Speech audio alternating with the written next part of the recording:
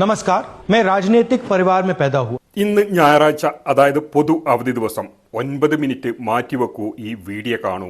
നിങ്ങൾക്ക് വേണ്ടി ജനാധിപത്യത്തിന് വേണ്ടി അത് ഇത്രയും കാലം നമ്മൾക്ക് ഓരോരുത്തർക്കും എങ്ങനെയാണ് സുരക്ഷിതത്വം നൽകിയത് എന്നറിയാൻ വേണ്ടി ഇന്ത്യ രാജ്യത്തിന് വേണ്ടി ഭരണഘടനാ സംരക്ഷണത്തിന് വേണ്ടി നിങ്ങൾ ഇത് കണ്ടേ മതിയാവൂ. നിങ്ങൾ സ്കൂൾ കുട്ടികളാവട്ടെ, കോളേജിൽ പഠിക്കുന്നവരാവട്ടെ, വിവിധ മേഖലകളിൽ ജോലി ചെയ്യുന്നവരാവട്ടെ, സന്നദ്ധ സേവകരായിക്കോട്ടെ, മുതിർന്നവരായിക്കോട്ടെ, ഇതൊന്നും ഞങ്ങളെ ബാധിക്കുന്നവയല്ല എന്ന് ചിന്തിക്കുന്നവരായിക്കൊള്ളട്ടെ, നിങ്ങൾ കേൾക്കണം ഇത്. ഈ മനുഷ്യനെ എല്ലാ നെറികേടുകളെയും കണ്ണടച്ച് പിന്തുണച്ച് എന്തോ വിളിച്ച് കളിയാക്കിക്കോളൂ, ജയിലടച്ചോളൂ, MP സ്ഥാനത്ത് നിന്ന് അവിഹിത മാർഗത്തിലൂടെ അയോഗ്യത കൽപ്പിച്ചോളൂ. എന്നാലും നിങ്ങൾക്ക് വേണ്ടി ജനാധിപത്യത്തിന് വേണ്ടി ഈ ശബ്ദം കേൾക്കണം. ഇല്ലെങ്കിൽ പകൽ വെളിച്ചത്തിൽ നിങ്ങളെ കൊള്ളയടിക്കപ്പെടും, മോഷ്ടിക്കപ്പെടും. ഈ വീഡിയോ മുഴുവനായി കാണുക. नमस्कार, मैं राजनीतिक परिवार में पैदा हुआ.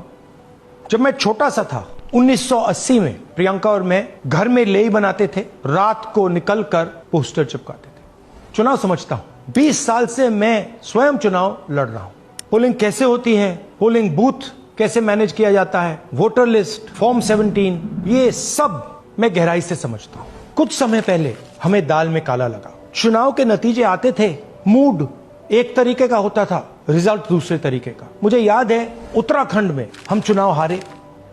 बाद में मैंने कैंडिडेट से पूछा कि जहां रोड शो हुआ था वहां जाके देखिए हमें कितने वोट मिले. हजारों लोग आए थे, पोलिंग बूथ में किसी ने वोट नहीं किया. यह असंभव था, यह हो ही नहीं सकता. उसके बाद छत्तीसगढ़ और मध्य प्रदेश के रिजल्ट, हमें लगा कुछ ना कुछ गलत हो रहा है. 2018 में मध्य प्रदेश में चुनाव होता है, हम जीतते हैं. हमारी सरकार चोरी हुई थी. 2023 में चुनाव होता है, मैंने अपने आंखों से भारत जोड़ो यात्रा में देखा भयंकर एंटी इनकम्बेंसी, और हमें 65 सीट मिलते हैं. इम्पॉसिबल, हो ही नहीं सकता. और फिर महाराष्ट्र में पहली बार हमें सबूत मिला. विधानसभा और लोकसभा के बीच में जादू से नए वोटर आते हैं, और जहां भी इन नए वोटर्स ने वोट किया वहां वोट बीजेपी को गया. महाराष्ट्र चुनाव के बाद जब हमें डाउट हुआ, हमारे गठबंधन के सारे नेताओं ने प्रेस कॉन्फ्रेंस किए और हमने इलेक्शन कमीशन से कहा कि आप हमें वोटर लिस्ट दीजिए, वीडियो रिकॉर्डिंग दीजिए. इलेक्शन कमीशन ने मना किया. ना उन्होंने हमें वोटर लिस्ट दी और ना उन्होंने वीडियो रिकॉर्डिंग दी. डाउट हुआ, क्यों नहीं दे रहे, क्या कारण है? तो हमारे दिमाग में सवाल उठा, क्या इलेक्शन कमीशन बीजेपी की मदद कर रहा है? क्या इलेक्शन कमीशन ही इलेक्शन को चोरी करवा रहा है? इसके बाद हमने एक टीम सेटअप की और हमने उन्हें कहा कि आप जाइए, एक कंस्टिट्यूएंसी में जाके ढूंढिए, सच्चाई ढूंढिए, किस प्रकार से चीटिंग की जा रही है, किस प्रकार से यह काम किया जा रहा है और कौन कौन इस काम को कर रहे हैं. सबसे महत्वपूर्ण बात यह है कि इलेक्शन कमीशन डिजिटल डेटा नहीं देता है, फिजिकल डेटा देता है. मतलब लाखों कागज में वोटर लिस्ट दे देगा, मगर डिजिटल वोटर लिस्ट किसी को कभी नहीं देता. क्यों नहीं देता? कारण क्या है? कारण है कि अगर डिजिटल डेटा मिल जाए तो इलेक्शन कमीशन की सच्चाई पूरे देश को पता लग जाए. हमने टीम को बताया, मैंडेट दी कि आप जाके चेक कीजिए, आप 5-7 सीटों पे पता लगाइए कि चीटिंग हुई, और अगर हुई तो कैसे हुई. टीम ने हमें एक दिन बताया कि 5-7 सीटों पे काम किया ही नहीं जा सकता. क्यों? मैंने उनसे पूछा क्यों नहीं किया जा सकता. उन्होंने मुझे ये कागज दिखाए. ये जो कागज हैं, ये एक लोकसभा के कागज नहीं है, ये एक विधानसभा के कागज है. और इन कागजों को हमने मैन्युअली सॉर्ट करना पड़ा, और पूरा का पूरा काम जो हुआ है इसमें 6 महीने लगे हैं, और एक असेंबली सीट में हम ये काम कर पाए हैं. क्यों? क्योंकि डिजिटल डेटा नहीं दिया जाता. अगर इलेक्शन कमीशन ने हमें डिजिटल डेटा दिया होता तो हम ये कार्रवाई पूरे देश में, हर लोकसभा में, हर विधानसभा में 15 मिनट में करके दिखा देते. हमारे पास अनलिमिटेड रिसोर्सेज नहीं है, इसलिए हमने ये रिसर्च सिर्फ एक लोकसभा में, एक विधानसभा सीट में की. मगर मुझ में अब पूरा भरोसा है कि ऐसी 100 से ज्यादा सीटें हैं हिंदुस्तान में. जो यहां हुआ है उन सीटों में भी हुआ है. और याद रखिए, अगर बीजेपी को 10-15 सीटें कम आती तो आज नरेंद्र मोदी प्रधानमंत्री नहीं होते, इंडिया गठबंधन की सरकार होती. जांच ने 5 तरीके की चोरी पकड़ी है. डुप्लीकेट वोटर, जिसका मतलब एक वोटर के नाम वोटर लिस्ट में अनेक जगह आ रहे हैं. फेक एड्रेस, मतलब एड्रेस है ही नहीं, या फिर house number 0। Bulk voter in single address, मतलब एक छोटे से घर में 40, 50, 60 लोग रह रहे हैं। इनवैलिड फोटोज, छोटी सी फोटो है या फिर फोटो ही नहीं है, और वो जो छोटी फोटो है वो दिखती भी नहीं है, कौन है, किसका चेहरा है, नहीं पता लग सकता। Misuse of form 6। Form 6 first time voters के लिए होती है, मतलब जिनकी एज 18-20 साल की हो, मगर वोटर लिस्ट में 90 साल के लोग फॉर्म 6 का प्रयोग कर रहे हैं। चुनाव में 6,50,000 वोटर थे, उसमें से 1 लाख चोरी के थे।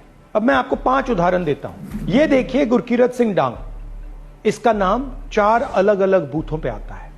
यह कैसे हुआ और क्यों हुआ? एक और उदाहरण, विशाल सिंह, वाराणसी में वोटर लिस्ट में नाम है और बेंगलोर में 2 बार वोटर लिस्ट में नाम आता है। क्या ये वाराणसी में वोट कर रहे हैं या बेंगलोर में वोट कर रहे हैं या दोनों जगह वोट कर रहे हैं? एक और उदाहरण देखिए, हाउस नंबर 0। तो आपने कभी सुना है हाउस नंबर 0? हमने तो नहीं सुना था, मगर बेंगलोर में हजारों हाउस नंबर 0 हैं वोटर लिस्ट पे। हाउस नंबर 35 की कहानी सुनिए। छोटा सा घर है, ज्यादा से ज्यादा 4 लोग रह सकते हैं, मगर इस 35 में 80 लोग वोटर लिस्ट में रजिस्टर्ड है। ये ईआरओ ने कैसे अप्रूव किया, क्यों अप्रूव किया, पता लगाना है। अच्छा, अब ये देखिए वोटर लिस्ट, इनकी फोटो देखिए, या फोटो है ही नहीं या फिर छोटी छोटी फोटो है जो दिख नहीं सकती। इन वोटर आईडीज पे वोट दिया गया है। अब मैं आपको बताता हूं शकुन रानी की कहानी। फर्स्ट टाइम वोटर बनी है, 70 साल की आयु है। एक बार फॉर्म 6 का प्रयोग किया और उसके कुछ ही महीने बाद दूसरी बार फॉर्म 6 का प्रयोग होता है। 2 बार इनका नाम वोटर लिस्ट में आता है और फर्स्ट टाइम वोटर की लिस्ट में आता है।